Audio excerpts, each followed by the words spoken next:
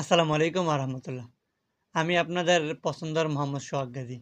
আজকে আমি আপনাদের কাছে একটি ভিন্নধর্মীয় ভিডিও আমি উপস্থাপনা করব। আমি এরকম ভিডিও বানাই না বললেই চলে। আজকে এই প্রথম একটা ভিডিও তৈরি করব একজন হকার ভাইয়ের বক্তব্য। তিনি কিছু মাজার সম্বন্ধে কিছু কথা বলেছেন, কিছু যুক্তি পেশ করেছেন। ওনার কথাগুলো আমার কাছে একটু ভালো লেগেছে। এর জন্য আমি চিন্তা করলাম যে এই কথাগুলো আপনাদের কাছেও শেয়ার করি। চলুন ভিডিও শুরু করি। বিসমিল্লাহ। বাংলাদেশে মাজারের বিরুদ্ধে কথা বলা আর অলিদের বিরুদ্ধে কথা বলা এক জিনিস না। মাজার পূজারী যারা আছে তারা এটাকে বিকৃত করে আমরা অলিদের বিরুদ্ধে বলছি, এ ধরনের একটা প্রপাগান্ডা কিন্তু চালিয়ে দিচ্ছে। এটা হচ্ছে তাদের নেক্সট শুরুতের ধোঁকাবাজি। উনি এখানে গুরুত্বপূর্ণ একটা কথা বলেছেন যে অলিদের বিরুদ্ধে কথা বলা আর মাজারের বিরুদ্ধে কথা বলা কিন্তু এক না। এইটাকে অনেকরা গলেই ফেলতেছে। আমরা কখনোই অলিদের বিরুদ্ধে না, আমরা হচ্ছে মাজারের বিরুদ্ধে বন্ডামি চালিয়ে দিচ্ছে। এটা হচ্ছে তাদের নেক্সট শুরুতের ধোঁকাবাজি। আমরা আমাদের সম্পর্ক হবে মসজিদের সাথে, মাজারের সাথে না। স্পষ্ট কোরআনে কারিমে আল্লাহ পাক ইরশাদ করেছেন কবরের উপরে বিল্ডিং বানানো যাবে না। আমি কি আল্লাহটা শুনবো নাকি এদেশের তথাকথিত নাস্তিক বুদ্ধিজীবীদের কথা শুনবো? উনি এখানে আর একটা খুবই ইম্পর্টেন্ট কথা এখানে উনি বলছে যে আমাদের মুসলমানদের সম্পর্ক হচ্ছে মসজিদের সাথে, মাজারের সাথে না।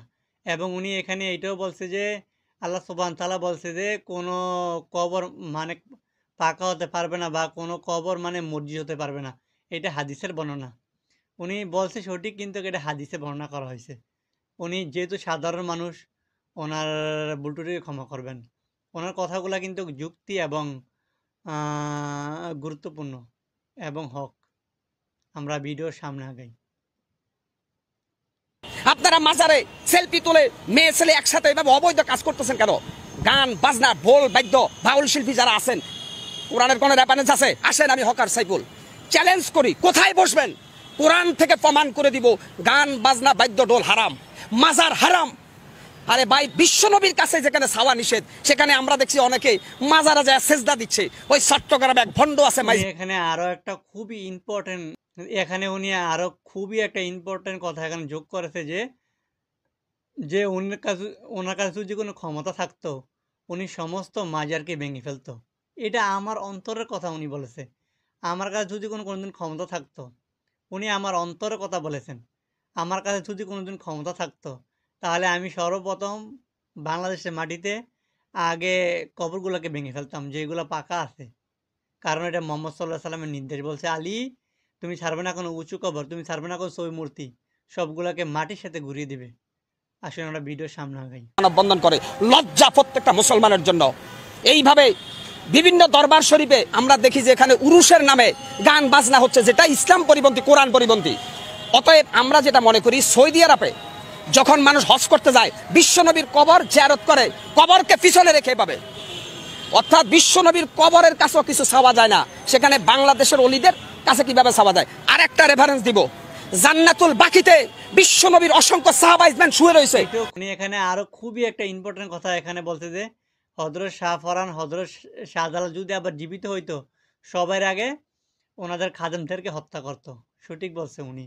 কারণ যারা হক্কানি আলেম, যারা হক্কানি পীর, যারা হক্কানি অলি, তারা কখনোই চাইবে না যে আমার কবর পাকা হোক, আমার কবর গম্বুজ হোক। আসেন ভিডিও সামনে দেখি। কবরে যে ব্যক্তি শুয়ে গেছে, সে যত বড় আল্লাহর ওলি হোক, সে তেমনই অসহায়। কেন? হাসরের ময়দান আল্লাহ কোরআনে স্পষ্ট বলছে, আমাদের নবী মুহাম্মদ সাল্লাল্লাহু আলাইহি সাল্লাম ছাড়া প্রত্যেকটা নবী বলবে ইয়া নাফসি ইয়া নাফসি। তাহলে এই ভণ্ডদেরকে ওদের বাবা বা অলিরা কিভাবে জান্নাতে নেবে? এই বেটা গাঁজাখোর, বেটা বদমাইশ, কোরআন নাই, হাদিস নাই, ফরকালের চিন্তা নাই, আইসাই কয় আমরা মাজারের ভক্ত। অলি তোমরা মাজার ভক্ত, মাজার পূজারী, অলিদের ভক্ত না। তোমরা শাহজালাল, শাহপরান, আব্দুল কাদের জিলানের অনুসারী না, তোমরা শয়তানের অনুসারী। ৯৬% মুসলমানের দেশে প্রত্যেকটা মুসলমানের ইমানি দায়িত্ব মাজার পূজারীদেরকে শায়েস্তা করা। এত করে যদি আমরা মারা যাই, আমরা শহীদ, আর ওরা আবু জেহেল। আজকে অত্যন্ত কষ্ট লাগে ভাই, অত্যন্ত দুঃখ লাগে। আজকে সোশ্যাল মিডিয়া থেকে শুরু করে এক ধরনের তেলবাস। আরো গুরুত্বপূর্ণ একটা কথা যোগ করছে যে মোহাম্মদ সাল্লাল্লাহু আলাইহি সাল্লামের কাছেও চাওয়া যায় না। নবী মোহাম্মদ সাল্লাল্লাহু আলাইহি সাল্লামের কাছে চাওয়া হারাম। আমরা মুসলমান একমাত্র আল্লাহ সুবহানাহু ওয়া তাআলার কাছে, আল্লাহ নুশরিকা বিশাইউন। আমরা সালাতে বলি ইয়াকা নাবুদু ওয়া ইয়াকা নাস্তাইন, হে আমার রব, আমি আপনার ইবাদত করে আপনার কাছে সাহায্য প্রার্থনা করি। উনি এখানে খুবই গুরুত্বপূর্ণ কথা বলতেছেন। আসুন সামনে আগাই। আসো, এই মাজার পূজারীরা আসো, আমি বসবো তোমাদের সাথে। যদি কোরআনে জায়েজ দেখাইতে পারো মাজার, আজ থেকে আমিও কোনো মাজারের অনুসারী হব। অতএব তোমাদের এই ভণ্ডামি, তোমাদের এই ধান্দাবাজির বিরুদ্ধে কথা বলছিল বাংলাদেশের হাক্কানি আলেম ওলামা। তোমরা তাদেরকে আবু জেহেল বলছিলা। অর্থাৎ এজিদ যখন হাসান হুসেনকে যখন এজিদের বাচ্চারা হত্যার ষড়যন্ত্র করে, তখন অনেক নামদারি আলেম ছিল। এরা জালেম। আজকে অত্যন্ত কষ্ট লাগে ভাই। আমি মনে করি, আল্লাহর কসম খাইয়া বলতে পারি, আমার ভাগ্য পরিবর্তনের মালিক একমাত্র আল্লাহ। কোন পীর, কোন বাবা, কোন আউলি আমার ভাগ্যের ভালো বা মন্দ কোনোটাই করতে পারবে না। আমরা একটা পাকা চুলকে বাঁকা করতে পারবে না।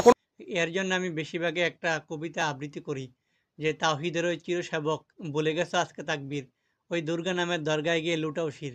ওদের যেমন রামনারায়ণ, তোমার তেমনি মানিক পীর, ওদের কলা আর চাউলের সাথে মিশে গেল তোমার ক্ষীর। আমরা অলিদেরকে সম্মান করি কেন? তারা আমাদের জন্য ইসলামের সংবিধানকে রেখে গেছে, এই জন্য আমরা অলিদের সম্মান করি। এখন মাজার বাংলা কি শাহজালালির ইতিহাস মুছা যাবে? শাহপরানের ইতিহাস মোছা যাবে? মাজারের সাথে শাহপরানের সম্পর্ক না, শাহপরানের শাহজালালের সম্পর্ক আল্লাহর সাথে, আর মাজারের সাথে সম্পর্ক হচ্ছে খোদাদহী নাস্তিকদের। মিয়া, কেন আপনারা এখানে বারবার বলতেছেন অলিদের বিরুদ্ধে? শাহজালাল, শাহপরান, 360 জন যে অলি আসছে, প্রত্যেকের সম্পর্ক ছিল আল্লাহর সাথে। আর যারা মাজারের মধ্যে সেজদা দেয়, পূজা করে, এদের সম্পর্ক ইবলিস শয়তানের সাথে। এরা শয়তান, এরা বাটপার, এরা ধোঁকাবাজ। কি হচ্ছে? শেখ হাসিনা ফ্যাসিস্ট হাসিনার আমলে হয়তো কেউ কথা বলতে পারে নাই, কারণ শেখ হাসিনা গোটা রাষ্ট্রটাকে জিম্মি করে রেখেছে।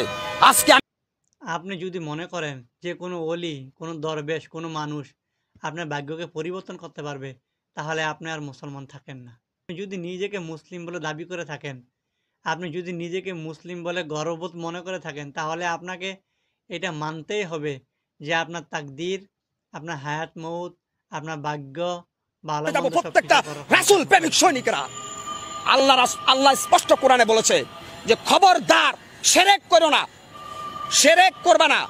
আমার হায়াতের মালিক, আমার মৌতের মালিক, সবকিছুর মালিককে আল্লাহ।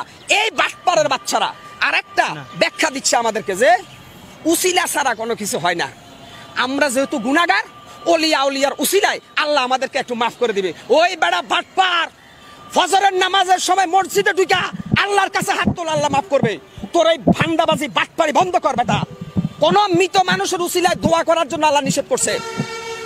কোন মৃত মানুষের উসিলায় দোয়া করা যাবে না, জিন্দা মানুষের উসিলায় দোয়া করা যায়। এই বাটপারের বাচ্চারা কবরের কাছে যাইয়া আল্লাহর, ওরা মানুষদেরকে গোমরাহর পথে আহ্বান করে। ওরা সুন্নি নামক শয়তান। ভিডিওটা অনেক লম্বা হয়ে যাচ্ছে, এর জন্য আমি এখানে ভিডিও শেষ করলাম। আপনাকে আল্লাহ সুবহানাহু ওয়া তাআলা আক্কেল দিয়েছে, আপনি বাজারে গিয়ে মাছটা ভালো কিনা মন্দ আপনি দেখে কিনেন। ধর্মের ব্যাপারে কেন আপনি ধর্মের ব্যাপারে কেন অন্ধ? আল্লাহ সুবহানাহু ওয়া তাআলা সকলকে কোরআন এবং সহিহ হাদিস মোতাবেক চলার তৌফিক দান করুক। আমিন। ওমা তৌফিক ইল্লা বিল্লাহ। ওয়া আখির দাওয়ানা আলহামদুলিল্লাহি রাব্বিল আলামিন। আসসালামু আলাইকুম ওয়া রাহমাতুল্লাহি ওয়া বারাকাতুহু।